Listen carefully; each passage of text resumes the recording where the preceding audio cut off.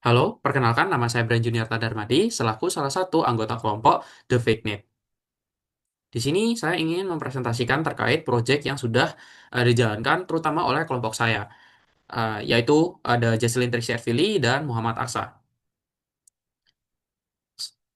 Pertama-tama, kita tahu di sini kami ingin mempresentasikan sebuah final project kami yang awalnya dimulai dari suatu masalah. Ya, kita mulai dari introduction ya, yaitu penyebaran deepfakes yang cukup signifikan. Yaitu apa itu deepfakes? Itu merupakan media sintesis yang terlihat realistis yang dapat menimbulkan ancaman serius terhadap integritas dari suatu informasi secara global. Selain video viral, deepfakes kini dimanfaatkan untuk misinformasi politik dan penipuan keuangan. Tantangan sesungguhnya adalah bahwa seiring dengan peningkatan teknik manipulasi seperti GANs, batas antara yang nyata dan yang palsu semakin kabur. Meskipun kita memiliki metode deteksi saat ini. Metode tersebut seringkali terlalu berat atau terlalu lambat untuk digunakan dalam dunia nyata. Kemudian, solusi yang kita tawarkan merupakan bentuk untuk menghadapi dua keterbatasan utama, yaitu biaya komputasi. Standar industri, exception net, menggunakan sekitar 23 juta parameter. Ini efektif, tetapi terlalu berat untuk handphone atau gawai yang dimana kita sebenarnya membutuhkan detektor ini. Kedua, mungkin lebih kritis, yaitu ketidakseimbangan kelas tertentu, yaitu dengan adanya perbandingan 6:1. Hal ini membingungkan model pada umumnya.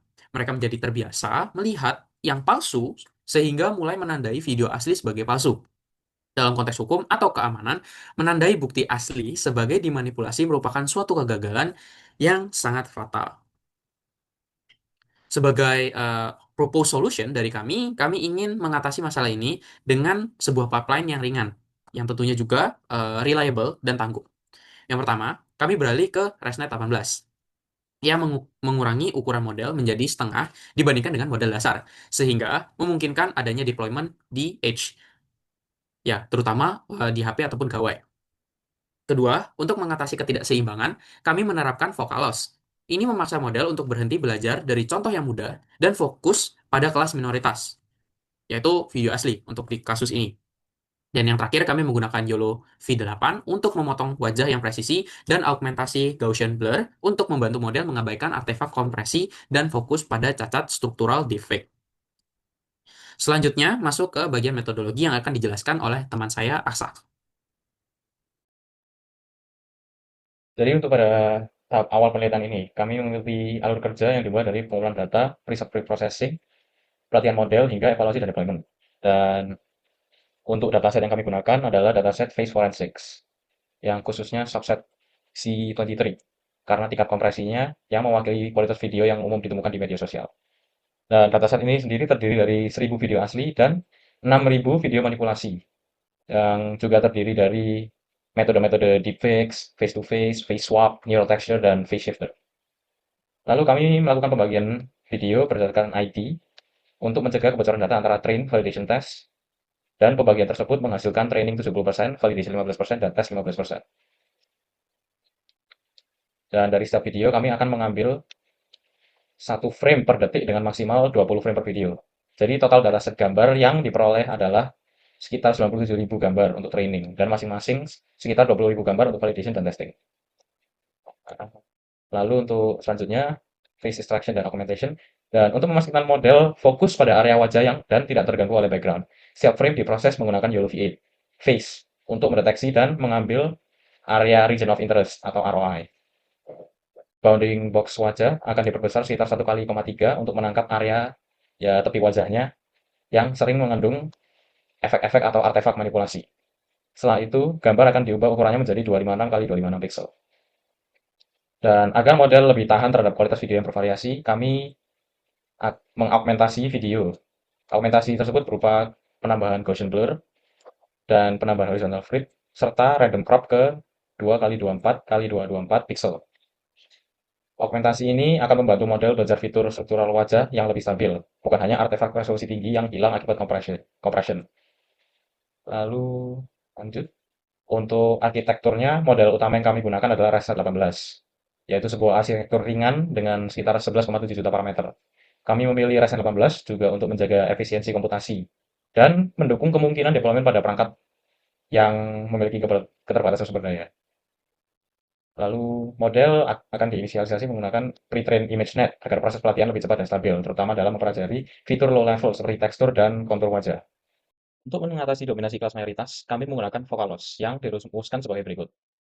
Perbedaan utama dengan cross entropy terletak pada faktor satu min prediksi benar dipangkatkan dengan Y, gamma. Faktor ini secara langsung menskalakan nilai loss berdasarkan tingkat kepercayaan model terhadap suatu prediksi. Ketika sebuah sampel diklasifikasikan dengan benar dan P benar atau true mendekati siak 1, nilai 1 min prediksi benar pangkat gamma tadi akan menjadi sangat kecil. Akibatnya nilai loss dan gradiennya ikut mengecil secara signifikan. Ini membuat sampel yang mudah hampir tidak berkontribusi pada pembaruan parameter. Sebaliknya, jika P kecil, artinya prediksi salah satu atau tidak yakin. Dalam kondisi ini, Vocaloss berperilaku mirip dengan cross entropy dan menghasilkan gradien yang besar. Dengan kata lain, Vocaloss secara matematis memaksa model untuk lebih fokus belajar dari sampel yang sulit. Dan sini parameter gamma mengontrol seberapa kuat sampel mudah ditekan. Jika gamma sama dengan 0, Vocaloss identik dengan cross entropy. Semakin besar gamma, semakin cepat kontribusi sampel yang sudah benar menghilang dari proses optimasi. Sementara sampel sulit tetap berpengaruh. Lalu untuk parameter alpha, berfungsi sebagai penyeimbang kelas. Alpha meningkatkan kontribusi kelas minoritas secara global, sementara faktor tadi bekerja secara dinamis di tingkat sampel. Kombinasi keduanya membuat distribusi gradien menjadi lebih seimbang. Dan dalam penelitian ini, kami menggunakan alpha 0,25 dan gamma 2. Secara matematis, konfigurasi ini menekan gradien dari sampel fake yang mudah dan memperkuat pembelajaran pada sampel real yang sulit.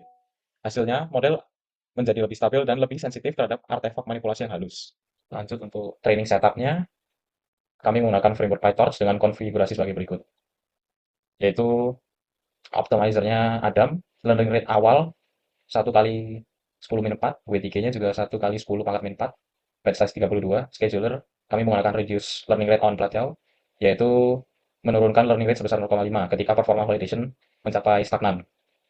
Early stopping juga kami tambahkan dengan patience 5 epoch dan jumlah epoch maksimal 20. Sekarang kita akan masuk ke penjelasan hasil. Kita masuk ke hasil eksperimen utama. Secara keseluruhan, model ResNet 18 yang kami bangun berhasil mencapai test accuracy sebesar 93,31%. Angka ini sangat menarik. Kenapa? Karena model kami ini jauh lebih ringan. Kami berhasil mempertahankan 97,5% performa daripada model state of the art yang jauh lebih berat, seperti ExceptionNet. Padahal kami memotong jumlah parameter hingga 50%, dari 23 juta menjadi 11 juta parameter saja. Ini membuktikan hipotesis kami, bahwa untuk mendeteksi deepfake pada video terkompres, kita tidak butuh model raksasa yang hanya melihat pixel noise. Kita hanya butuh model efisien yang fokus pada inkonsistensi struktural, seperti bentuk wajah yang aneh atau warping. Nah, sekarang kita akan bahas performa per kelas. Biasanya tantangan terbesar dalam forensic deepfake itu adalah mendeteksi video real atau yang asli. Model yang biasa seringkali bias dan punya recall yang rendah atau di bawah 60% untuk kelas asli ini. Tapi berkat penggunaan Vocaloss, model kami berhasil mendongkrak recall untuk video asli menjadi 80,68%. Artinya model kami tidak hanya jago menebak yang palsu, tapi juga jauh lebih pintar dalam mengenali mana video yang benar-benar asli karena dipaksa belajar dari contoh-contoh yang sulit.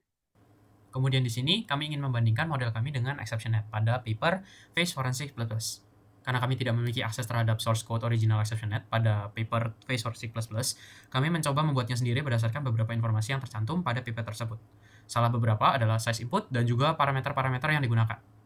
Kami dapat bilang berhasil meniru ExceptionNet tersebut karena terdapat kesamaan, yaitu pada rata-rata akurasi bagian kelas manipulasi deepfake dengan kelas deepfake kami sangat mirip, yaitu 97,485% berdasarkan tabel Face Forensic++ dengan 97,47% pada model kami, ResNet 18. Kemudian, jika ingin dibandingkan model kami dengan ExceptionNet, model ExceptionNet yang kami coba tiru mendapatkan nilai yang sedikit lebih besar pada kelas real atau asli, yaitu 85,17%. Tentunya hal ini tidak cocok untuk pengaplikasian model defect detection pada daring umumnya, yaitu COST dengan ExceptionNet yang memiliki 20,8 juta parameter, yaitu alias kompleks, atau dapat dibandingkan sekitar 2 kali lipat model ResNet 18 kami. Untuk membuktikan efektivitas metode kami melakukan 3 ablation study. Studi pertama membandingkan loss function. Kami membandingkan cross entropy biasa dengan focal loss. Jadi bisa dilihat di tabel, jika menggunakan static weighting biasa, Akurasinya hanya mentok di 91,32%. Namun saat diganti dengan focal loss, akurasinya naik menjadi 93,31%. Jadi ada kenaikan bersih sekitar 2%. Kenapa? Karena focal loss secara matematis mengabaikan contoh-contoh yang mudah dan memaksa model untuk fokus belajar 100% pada hard negatives atau data-data sulit yang seringkali salah ditebak. Studi kedua adalah tentang strategi augmentasi. Awalnya kami mengira semakin berat augmentasinya, seperti menambah noise atau simulasi JPEG yang parah, hasilnya akan makin bagus. Ternyata hasilnya justru sebaliknya. Jadi, heavy augmentation malah menurunkan akurasi ke 92,81%. Sementara strategi kami yang lebih sederhana, yaitu Gaussian blur, justru unggul di 93,31%. Analisis kami adalah, data Face Forensics Plus Plus ini sudah terkompres karena kami menggunakan yang versi C23 kan ya.